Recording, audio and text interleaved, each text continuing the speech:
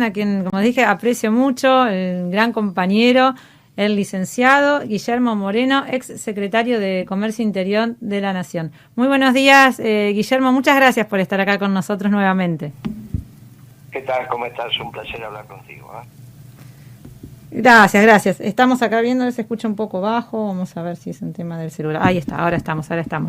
El placer es nuestro. Guillermo, le pregunto, cuál es su lectura, cómo estuvo viviendo todo lo que ocurrió desde las PASO hasta los cambios de ministros, hasta la carta de Cristina? ¿Cuál es su lectura de todo esto?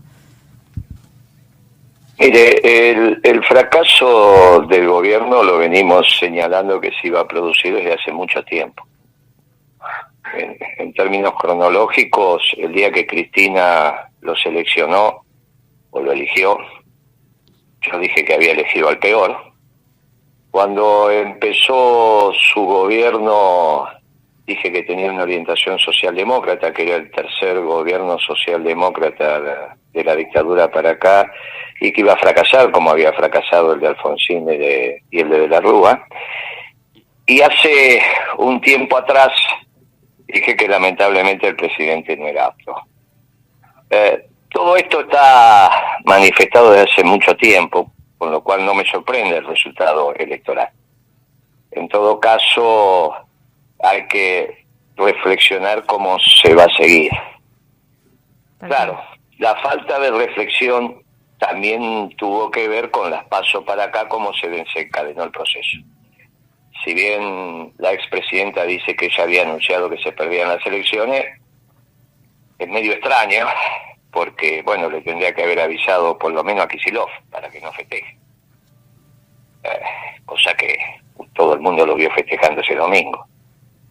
Me parece que el chubasco, como todo chubasco, es de sorpresa, por falta de diagnóstico, y lo peor, al tener un mal diagnóstico, la prognosis. Esto es qué es lo que va a pasar.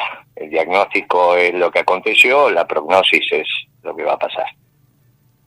Por cierto, ahora hubo un cambio de gabinete, medio extraño, digamos, obviamente que Solá quizá no era la persona indicada para estar en relaciones exteriores, pero comparado con Cafiero, obviamente que es muy difícil para Cafiero poder ordenar, instruir a los que fueron sus profesores.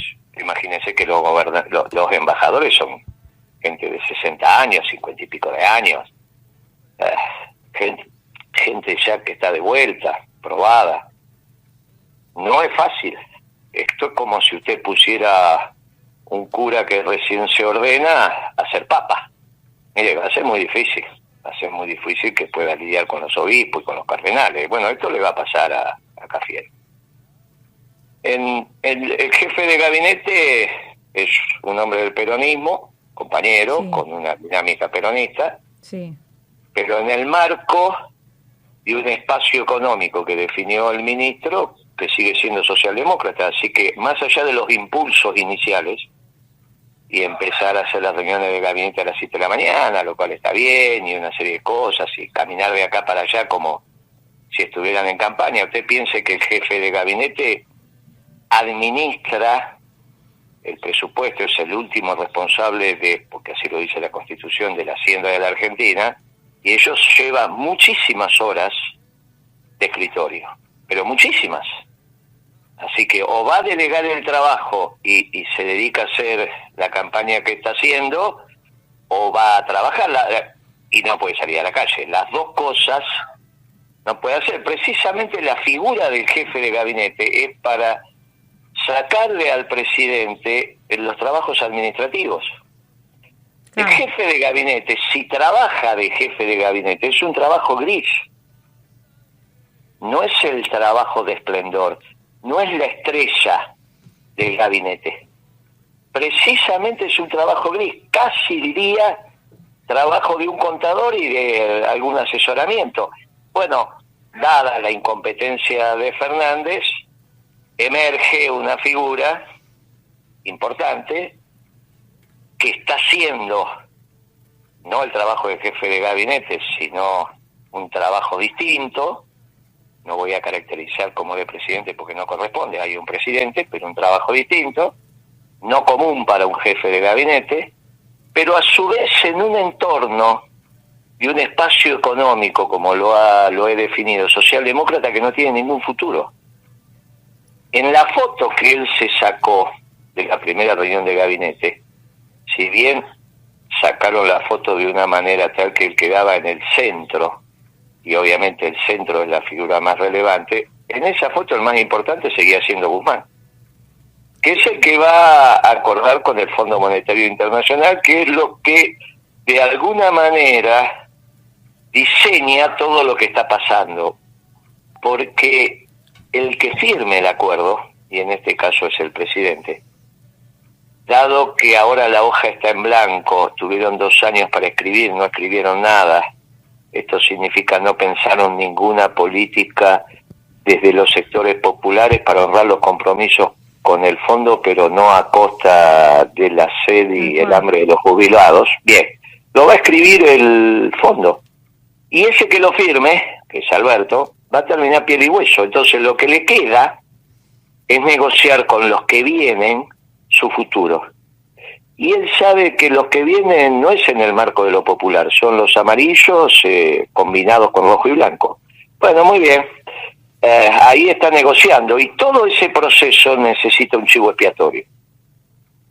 Y ese chivo expiatorio va a ser Cristina, porque lo definen los medios el chivo expiatorio, cuando te lo empiezan a sacar como el responsable de todos los males, de lo que hizo y de lo que no hizo.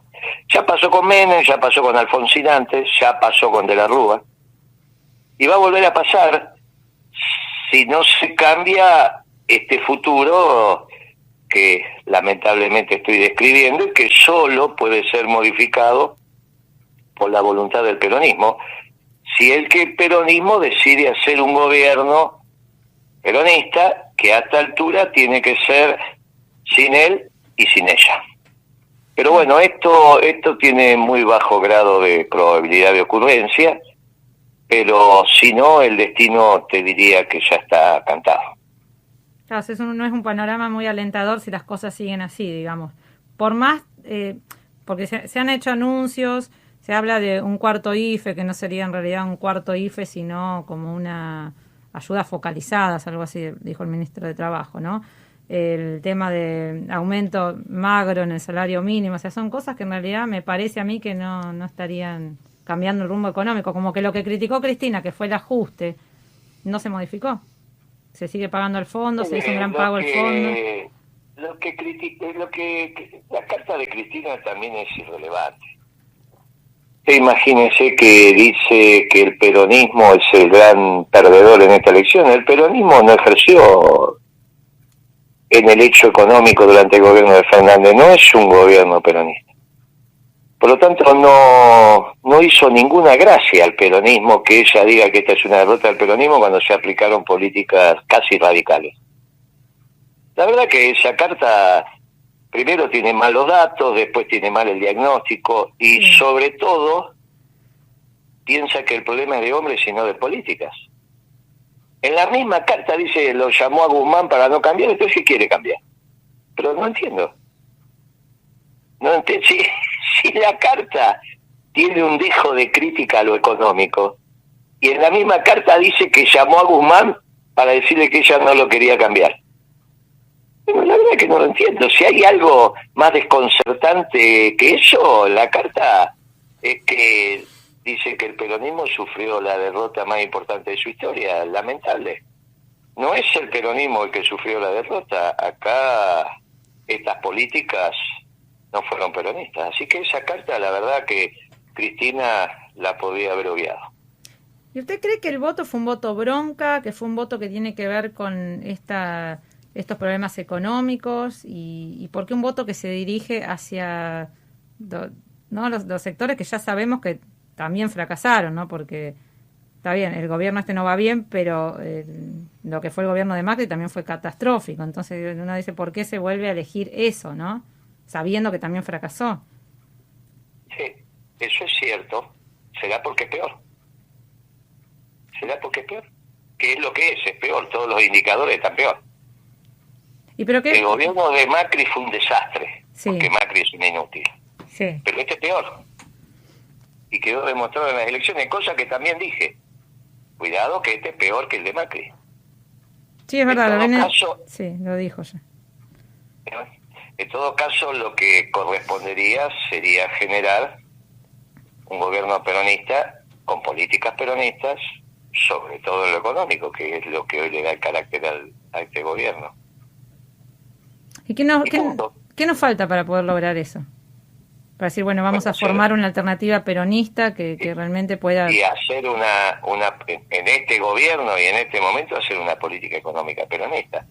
El peronismo tiene los cuadros para hacerse cargo. No Moreno, eso yo, ya me parece que mi presencia va por otro lugar. Pero tiene los cuadros, los 50 cuadros que necesita en el área económica para hacerse cargo de la gestión, el peronismo lo tiene.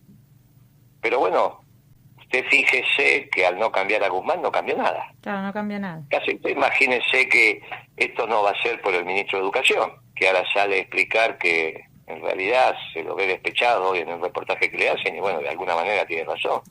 Imagínese cuando saca a Blas Solá. Está bien, ¿no? Bueno, esto tampoco tenía que ver con el ministro de Ciencia y Técnica, pero escúcheme, no se lo puede ni evaluar al ministro de Ciencia y Técnica. Claro. Es ridículo esto. Los cambios que han habido son cambios que no iban al núcleo duro. Le vuelvo a decir, el jefe de gabinete hoy ocupa desde la política el centro de la escena, pero lo relevante es la economía. Y la economía no cambia nada. Y yo no lo escuché en una yo te digo que tenga cuidado con eso de no pagarle al fondo. Sí. Si alguien dice no pagarle, porque me pareció de su mensaje que quizás, yo le digo, mire, si no le va a pagar al fondo, usted tiene que tener muy claras las consecuencias. O sea, usted es abogada, y una buena abogada, bien. Gracias. Usted no le diría a nadie, vaya y mate a 3 personas, porque sabe las consecuencias, ¿no? Entonces, yo le digo que con la misma seriedad hay que hablar sobre la posibilidad de no pagarle al fondo. Si no se tiene con humildad se lo digo, si no se tiene el total del formato de lo que va a acontecer, mejor guardar silencio. Claro, pero si no se saben cuáles son las consecuencias, mejor guardar silencio. Yo simplemente le digo, el fondo son todos los países del mundo que lo integran. Y todos los que usted conoce, si nos tomamos el resto de la entrevista para que empecemos a nombrar país por país, están en el fondo. Quizás algún país del mundo que prácticamente no conocemos ni tenemos intercambio, como Corea del Norte o alguno más, no está en el fondo. Pero todos los que conocemos están en el fondo. Entonces yo le digo, mire, no es gratis pelearse con el mundo. Ahora, si usted piensa que la Argentina se puede pelear con el mundo, perfecto. Pero tiene que saber las consecuencias. Si nos vamos a pelear con el mundo, como Corea del Norte, y vamos a vivir, perfecto, si el pueblo lo acepta, adelante. Pero no es gratis no pagarle al fondo, porque las sanciones son tremendas. La Organización Mundial del Comercio, con la cual la Argentina discutió y mucho, es una organización muy importante, pero casi no tiene capacidad de sanción. Entonces, es un ámbito de reflexión donde hacen señalamientos, pero las capacidades de retaliación son muy menores. No es así con el Fondo Monetario. Mire, cuando el ministro fue a acordar con el Club de París, recientemente este ministro, el Club de París le dijo, no hay problema, la plata que usted me debe es poca. Yo le digo todo que sí, pero acuerde con el fondo.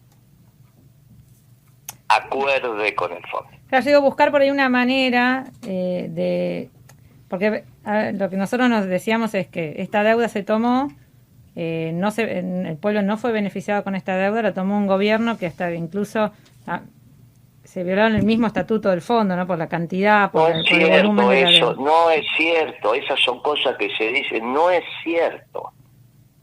No es cierto, esas son tonterías que repiten, no sé por qué. No se lo digo a usted, porque usted lo que hace es repetir y usted tiene otra formación. No es cierto lo que dice. No se violó ningún estatuto, porque todo estatuto tiene las excepciones si es aprobado por el directorio, y usted lo sabe eso como buena abogada que es. Usted lo sabe. Bueno, entonces, ¿pero cuál es la solución entonces? Bueno, ¿Se puede negociar? Ahora vamos a la solución, pero primero tengamos claro esto, porque si no repetimos cosas que están mal.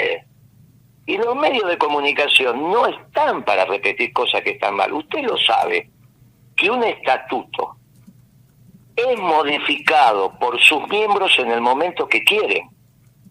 Entonces, las excepciones están contempladas. Cuando el directorio del fondo aprueba como hecho formal el acuerdo con Argentina, está modificando en ese momento el estatuto. Y entonces es legal. Ahora, ¿a usted le parece razonable que un presidente se queje porque le dieron crédito? ¿Usted se imagina un presidente africano que lo escucha a Alberto quejándose porque le prestaron plata? Usted póngase en la cabeza del presidente congoleño, o ugandés, o el que usted quiera. ¿A usted le parece razonable? ¿Usted se quejó alguna vez porque le prestaron plata? No. Y entonces, ¿por qué no utilizamos el sentido común? Porque deformamos la información y el conocimiento de los que hoy están desarrollando su personalidad. Y a los mayores, desde el principio de autoridad, que implica tener un micrófono, ser un dirigente político y demás, le estamos diciendo la cosa equivocada. Yo no sé por qué dicen eso. Como también dicen, no sabemos a dónde fue la plata. Pero ¿cómo no la vas a saber? Si vos estudiaste contabilidad en tu carrera, ¿vos te pensás que en la Argentina no funciona la ley de la partida doble? O sea, que la plata entra en el Banco Central y como el presidente afgano de repente la puso en un helicóptero y se la llevó. ¿Pero qué piensan? ¿Que la Argentina es Afganistán? ¿Pero qué les pasa? Cualquier movimiento de plata en la Argentina, sobre todo del Estado, se registra por partida doble, con cuentas activas y pasivas. Por eso cuando el presidente dijo voy a investigar, voy a ordenar la investigación en el Congreso de la deuda, ¿y qué pasó con eso? No es que no pasó nada, ¿eh? A los 15 días había un informe del Banco Central que le explicó con lujo de detalle dónde fue a parar la plata. Lo que pasa es que cuando le explicaron a dónde fue a parar la plata, no le gustó. Ah, bueno. Pero una cosa es que no te guste, y a mí me puede no gustar, seguramente, y otra cosa es decir no sabemos dónde fue la plata, y el pueblo no fue beneficiado. ¿Y qué tiene que ver el resto de los países que te prestaron la plata? ¿Qué tienen que ver? Imagínate, vos me pedís plata, estás casada, se la doy al matrimonio, y después vení vos y me decía, no, mi marido, mire lo que hizo con la plata. ¿Y qué culpa tengo yo? Me la debes igual. Ahora, esto que es de sentido común, esto que es lo que... Mire, si no, no vamos a ir a ningún lado, ¿eh? Cada vez vamos a estar peor. Repitiendo esas tonterías de Alberto Fernández, no vamos a ir a ningún lado. Ahora, ¿cómo se sale de esto? Claro, eso, ¿cómo se sale? ¿Cómo se sale? Con un esquema económico peronista. Primero, lo más grave que vas a tener es el tema de abastecimiento. Por eso tenés que poner un equipo de alto nivel en el mercado central. En el mercado central, que es el centro de logística más importante de la Argentina por excelencia. Tenés que poner un equipo muy importante en la Secretaría de Comercio, porque tenés que hacer un acuerdo de precios, salarios, tarifas, tasa de interés, y hay que monitorearlo, y hay que saber, hay que no solo tener conocimiento universitario, sin haber caminado la calle. Claro, claro. Porque los empresarios, si a vos te confrontás con un abogado en un juicio, a los 3 minutos te estás dando cuenta si el abogado es de fuste o no. Decime, ¿no es así? Sí, sí, sí.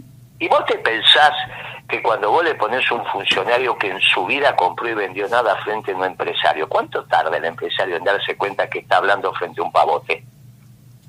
Ahí mismo, nada. Entonces, claro. ahora todo lo que estamos diciendo es de tan profundo sentido común. Muy bien. Tenés que poner un equipo en el Ministerio de Economía. Porque alguien le tiene que dar coherencia a esto. ¿Qué significa darle coherencia? Que tenés que empezar a gastar menos de lo que recaudás, como hacía Kirchner. Y que tenés que venderle al mundo muchísimo más que lo que le comprás. Por lo menos tenés que tener una diferencia entre 15 y 17 mil millones de dólares. Si yo, en el año 2002, le dije al mercado que íbamos a tener un objetivo de 12 mil millones de balanza comercial, vos eras muy joven, pero quizá lo podés buscar por ahí. Moreno puso el objetivo de balanza comercial para este año, 12 mil millones de dólares de superávit. No teníamos este endeudamiento. Imagínate que hace 8 años atrás, o 9, y no teníamos este endeudamiento. Ahora necesitas entre 15 y 17 para más o menos funcionar. Y resulta que este año vas a tener una balanza comercial, superávit de balanza comercial, menor que el año pasado.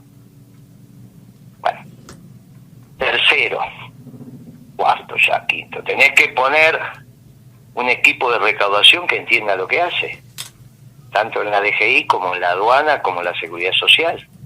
Y el recaudador general tiene que ser una mujer, un hombre de vasta experiencia. Por lo que hablamos antes, esas mismas características que el secretario de Comercio. La diferencia es que ese es el que recauda. Tiene que ser gente con mucha expertise, que entienda lo que pasa en el mercado. Tenés que ordenar la política monetaria desde el Banco Central. Y tenés que hacerte cargo del mayor instrumento que tiene el sistema financiero, que es el Banco Nación. Todo eso son decenas de compañeros, alrededor de 50. Perfecto, están. Obviamente que para gastar menos de lo que recaudaste tenés que aumentar la recaudación. Y tenés que ir a la pampa húmeda, hablar con los dueños de la tierra y decirle, mire, llegó el momento de este ahorro forzoso, les toca a ustedes. Este es el instrumental técnico para que ustedes los terratenientes ahora pongan la plata. Bueno, no, porque se van a enojar. Y si no se enojan los jubilados. Claro. No hay tortilla. Bueno, no se hace tortilla si no rompe los huevos. Hay que explicarle. Y después sí, hay que tocar los intereses, eso. Es así. Bueno, muy bien. Después que haces eso, tenés que tener una administración austera, como corresponde. Después tenés que poner las tarifas de la energía en función a sus costos. Para eso tenés que hacer costos, no es tan difícil. En 2-3 días tenés el costo, no el precio, el costo de la electricidad. ¿Cuánto te sale generar energía en el Chocón? ¿Vos lo sabés? No. ¿Cuánto cuesta hacer un megawatt en el Chocón? ¿Vos lo sabés? ¿Cuánto cuesta un barril de petróleo en la Argentina con exploración y explotación? ¿Vos lo sabés? Entonces, ¿cómo opinamos de las tarifas si no hacemos costos? ¿Cómo sabemos que están caras o baratas? Sí, ¿cómo pagan subsidios si no saben calcular los costos? ¿Por qué le regalan plata a las empresas si no saben si están ganando o perdiendo? Pero esto es ridículo si no se hace costos. Mirá, todo este absurdo, que obviamente ya empezó con Kicillof, ministro de Economía. Siguió con Macri y termina con Alberto. Este ciclo económico, lamento decirte que empezó con la devaluación de Kicillof. Del 2014.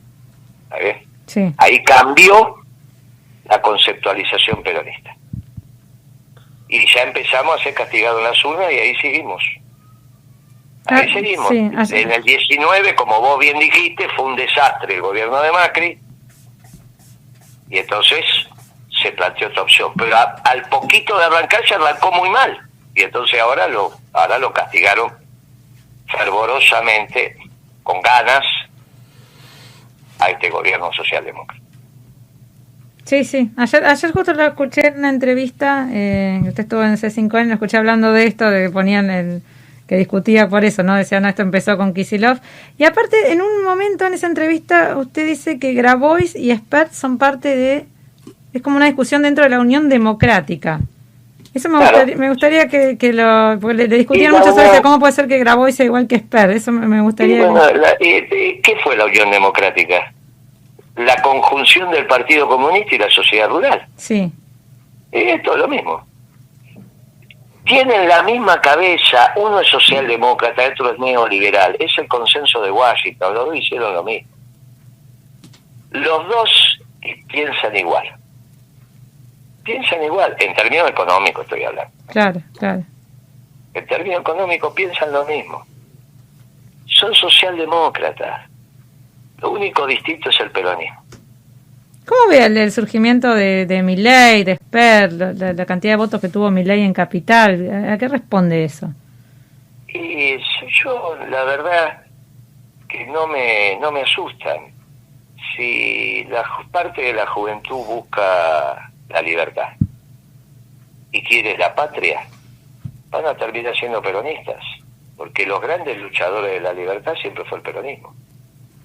Tanto hablar del Estado, Kicillof, el rol del Estado, Cristina, que el Estado, que los pibes al final se quedaron sin oxígeno. Y buscan oxígeno.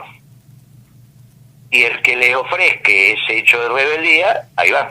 Y eso fue lo que ofreció Milei. Ahora, cuando usted tiene que ir a implementar lo que está diciendo Milei, es imposible. Por eso yo le digo que es un anarcocapitalista. Bueno, eso es imposible. A la larga, todos esos muchachos, a medida que van evolucionando en su vida, terminan en el peronismo. Y van a ser muy bien recibidos. Y pasa que son pensamientos muy distintos, ¿no? Porque ellos hablan de el libre mercado. Pero si Perón decía un gobierno esclavo de un pueblo libre. Perón decía un gobierno esclavo de un pueblo libre. Perón lo decía. Si el pueblo es libre, es libre. Si el pueblo es libre, ¿qué es lo que queremos decir nosotros? Por eso digo, esto, si sirve para algo, es para encontrar la profundidad de los conceptos. Y muchas de las cosas que se dijeron son tonterías y están mal. Cuando hablan tanto del rol del Estado, nosotros no somos marxistas. Claro. Nosotros no estamos en contra de la propiedad privada. Nosotros no estamos en contra del libre ejercicio de las actividades industriales y comerciales. Nosotros lo que hacemos es emparejar la cancha para que el pez grande no se coma al chico todo el tiempo. Defendemos la libertad del zorro, pero también de las gallinas.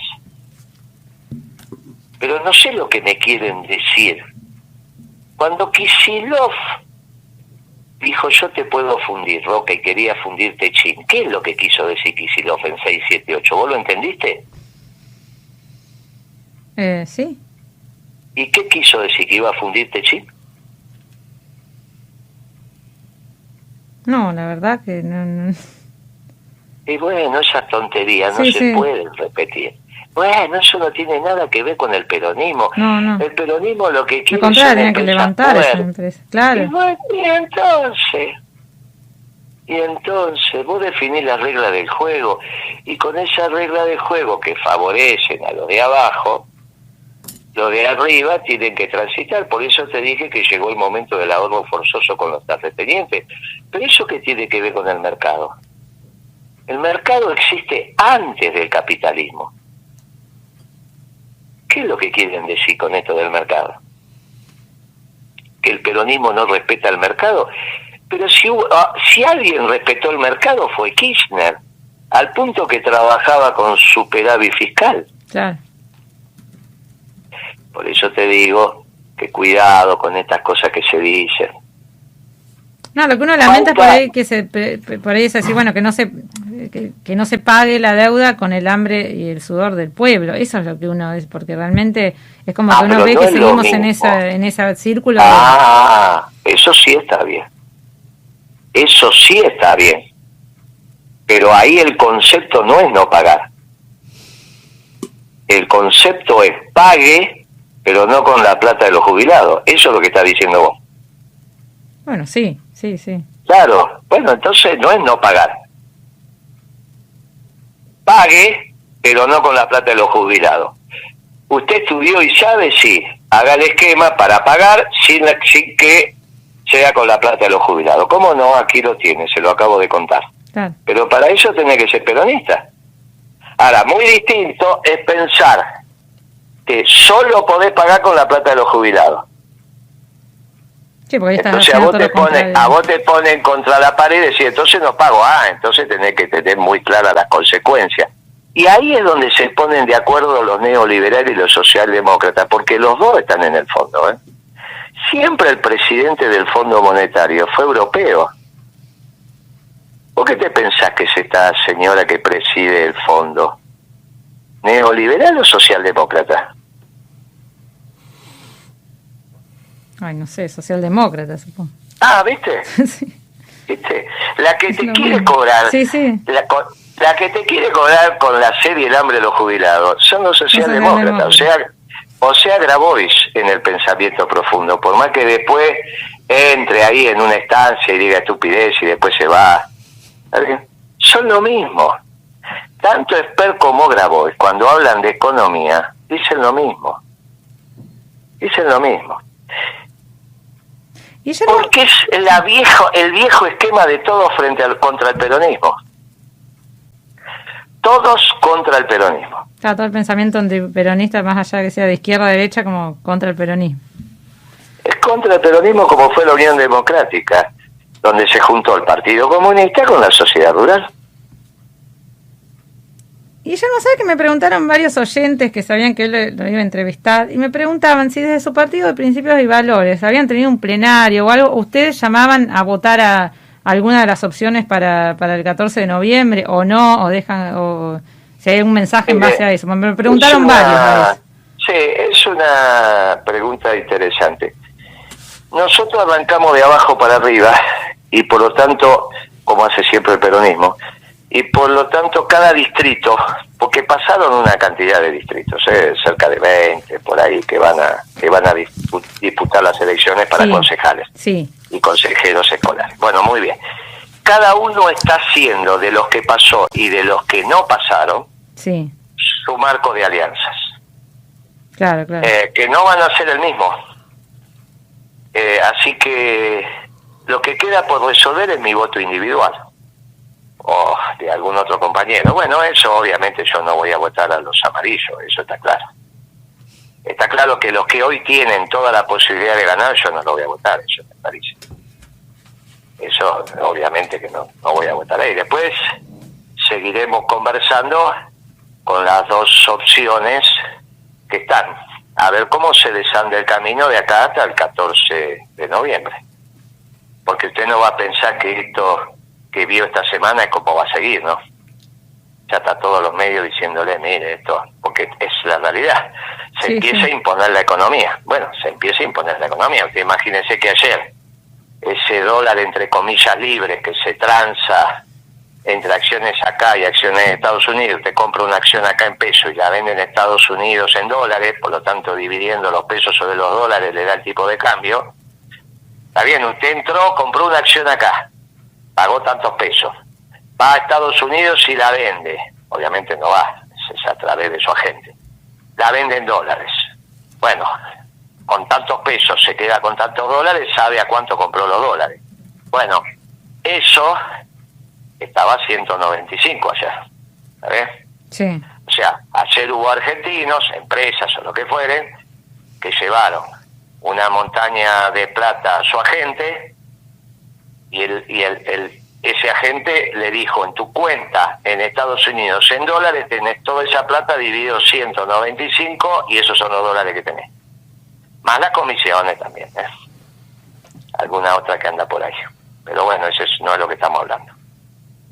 Entonces está claro que eso es una situación que se va a ir reflejando a medida que pasen los días y la semana. Hasta el 14 de noviembre veremos cómo es.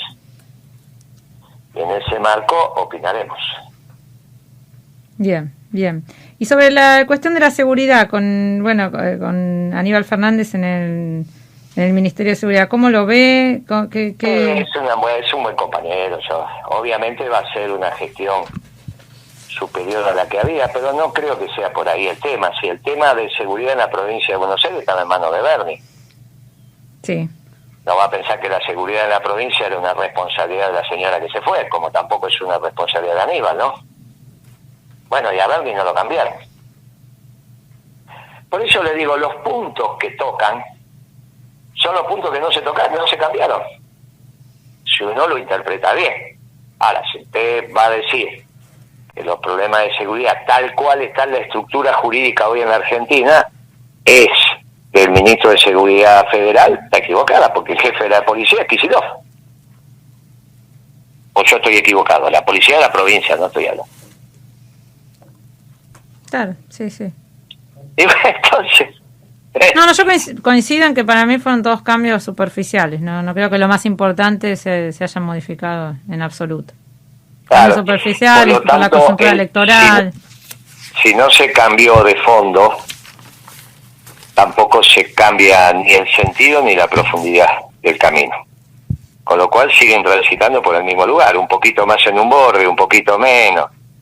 Si vos vas por la ruta más por el lado de las líneas blancas, o vas por el lado de, punteadas, o vas por el lado de la línea blanca continua, bueno, es un detalle, pero vas en la misma dirección y a la misma velocidad.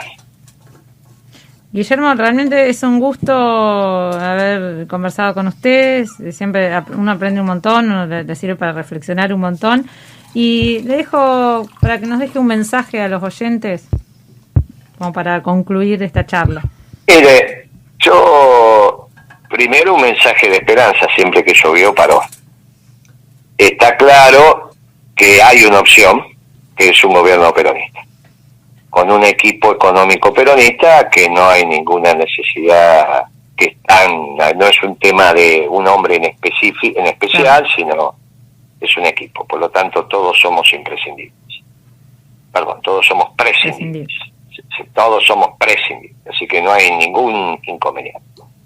Esto no incorpora el nombre más allá de algunos compañeros que uno conoce, como puede ser el caso de Pablo Chaliú y algunos más que le tienen máxima confianza. Hay cuadros técnicos en el peronismo de sobra para hacerse cargo de esta situación económica. Para eso tiene que tener un gobierno peronista. La otra opción, que pasó ayer en ese reportaje que vos dijiste en C5N, es bueno, pónganle la capelina color violeta a Alberto como si fuera la reina de Inglaterra en una carroza. Los que lo aplauden, los que lo aplauden al costado, y pongan a alguien a gobernar. Bueno, perfecto, eso también sería un gobierno peronista. O sea que institucionalmente hay que buscar el método que ustedes consideren.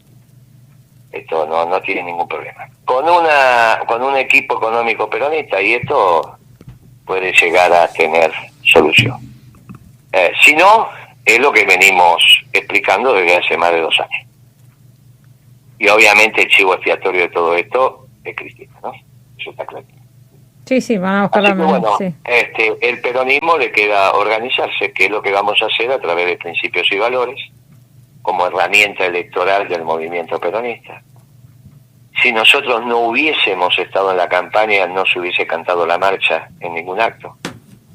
No se hubiese hablado de Perón, no se hubiese hablado de Eva, no se hubiese hablado de la doctrina, no se hubiesen organizado los miles de cuadros que están organizados en la provincia de Buenos Aires. O sea que yo estoy muy conforme.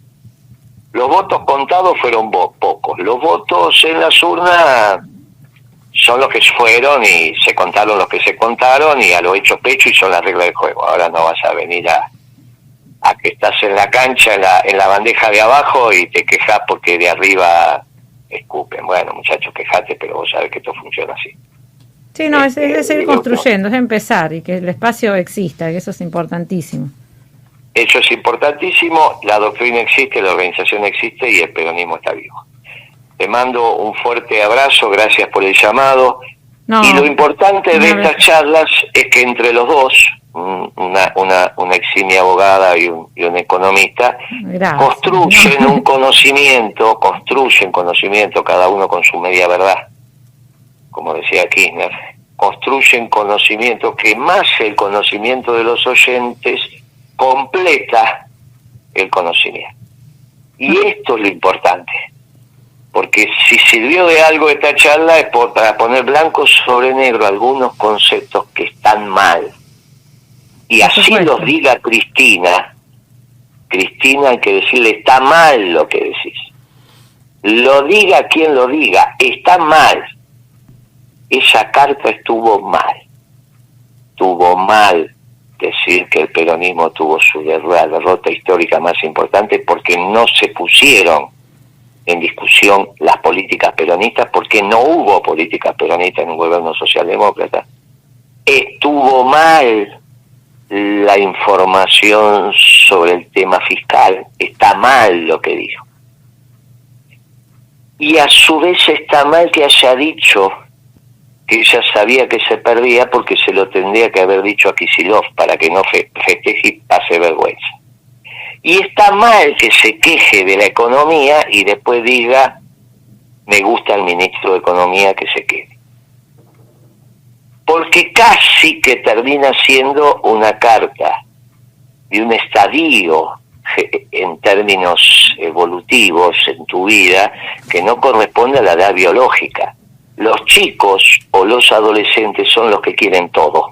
Por eso algún día tendrás hijos adolescentes y vas a ver lo difícil que es. Porque quieren acostarse temprano, acostarse tarde, comer, no comer, bañarse, no bañarse. Quieren A y no A todo el tiempo. Bueno, es el estadio de la vida, por eso en los varones se llama la edad del pavo. Claro. Las mujeres no sé cómo se llama. ¿Está bien? Dura algunos años. Algunos le dura un año, otro le dura 2, otro le dura 3. ¿Está bien? Están enamorados del amor en vez de otra persona. Bueno, y está bien. Y si vos sos padre, sabés que vas a pasar por ahí. Ahora, no se puede A y no A todo el tiempo. Sobre todo cuando se es adulto.